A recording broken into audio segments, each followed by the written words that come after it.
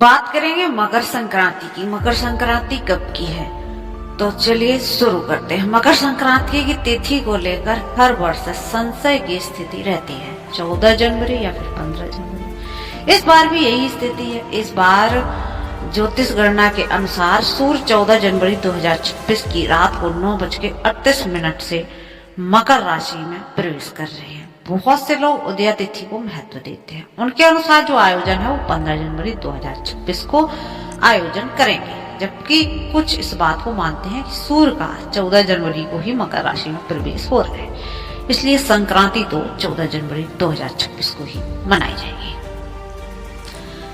जहां तक बिहार और आसपास के इलाकों का प्रश्न है, तो इस बार 14 जनवरी 2026 को ही मकर संक्रांति मनाई जा रही है। उसके अनुसार ही स्नान और दान किया जाना चाहिए।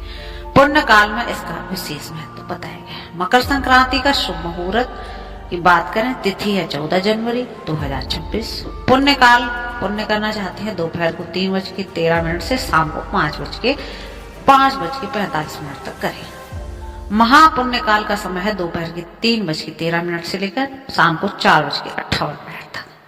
स्नान का शुभ समय सुबह 9 बजे से 10:48 तक। और मकर संक्रांति की जो हमारी दान का विशेष महत्व रहता है मकर संक्रांति को, और तिथि है उसका अगर बात करें संशय की, तो वो तो हमेशा ही रहता है। मकर संक्रांति भारत के उन चुनिंदा त्योहारों में से शामिल है जो लोग स्थानीय महत्व और नाम के अनुरूप मनाते हैं। बिहार और उत्तर प्रदेश की बात करें तो इसको खिचड़ी के नाम से जाना जाता है। पंजाब की बात करें तो लोहड़ी तो विश्व प्रसिद्ध है। दक्षिण भारत में यह पोंगल के नाम से मनाई जाती है। गुजरात में इसे उत्तरायण कहते हैं। खान पान, खेलकूद और आध्यात्म तीनों का इसमें विशेष महत्व होने की वजह से मकर संक्रांति का अनूठा पर्व बन जाता है। बिहार में जहां इसकी पहचान दही, चूड़ा, तिलकुट और लाई से है, तो गुजरात में पतंगबाजी से। लोहड़ी और पोंगल की विशेष परंपरा रही है शुरू से ही।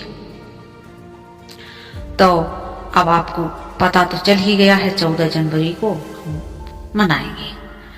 और मकर संक्रांति के महत्व की बात करें तो इस दिन ही प्रत्यक्ष देवता भगवान सूर्य का प्रवेश राशि में मकर होता है। यह पिता पुत्र के संबंधों में सुधार का प्रतीक है। माना जाता है कि इसके प्रभाव से कटुता खत्म हो जाती है और मधुरता आती है।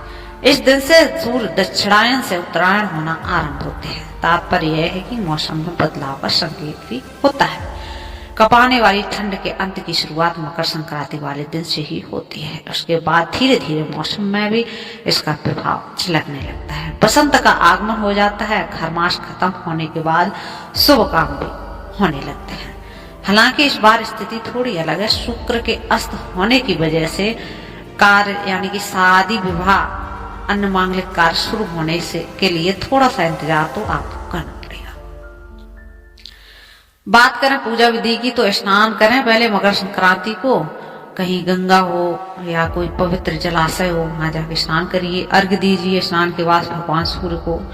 इसके लिए तांबे के लोटे में जल, लाल फूल, अक्षत, काले तिल को डालने के बाद ओम सूर्याय नमः मंत्र का उच्चारण करें। पूजन करें। इस दिन भगवान विष्णु और सूर्यदेव की तिल और गुड़ का भोग लगाएं। भोजन करें। भोजन बिहार और पूर्वी उत्तर प्रदेश में इस दिन दही, चूड़ा, तिलकुट और खिचड़ी खाने की काफी परंपरा है। दान जरूर करें इस दिन। जिस तरह मकर संक्रांति का स्नान विशेष महत्व है, उसी तरह से इसका दान भी खास महत्व है। ग्रंथों की महिमा का विशेष रूप से उल्लेख किया गया है। कहा गया है कि मकर संक्रांति को जो दान किया जाता है उसका फल अच्छा है, यानी कि कभी नष्ट नहीं होता है। तिल और गुड़ शनि और सूर्य की कृपा के लिए है। खिचड़ी और चावल, उड़द दाल, नमक और हल्दी का दान करें। गर्म कपड़ों का दान करें। जरूरतमंदों को कंबल या ऊनी कपड़े देना बहुत शुभ है। अनाज दे सकते हैं। नया चावल या गेहूं का दान करना बहुत समृद्धि लाता है। अब बात करते हैं मकर संक्रांति के फायदे क्या है। तो मकर संक्रांति को स्नान और दान का विशेष महत्व तो है ही। कहा जाता है इस दिन किए गए दान का फल कभी नाश नहीं होता है। सूर्य की स्थिति में बदलाव का प्रभाव भी लोगों को सकारात्मक रूप से देखने को मिलता है। सभी प्रकार के संबंध में मधुरता आती है, व्यापार में लाभ होता है। इतना ही नहीं, इस दिन तिल गुड़ और खाने की परंपरा है। यह शरीर को ठंड से लड़ने की क्षमता देता है और रोग प्रतिरोधक क्षमता आपकी बढ़ाता है।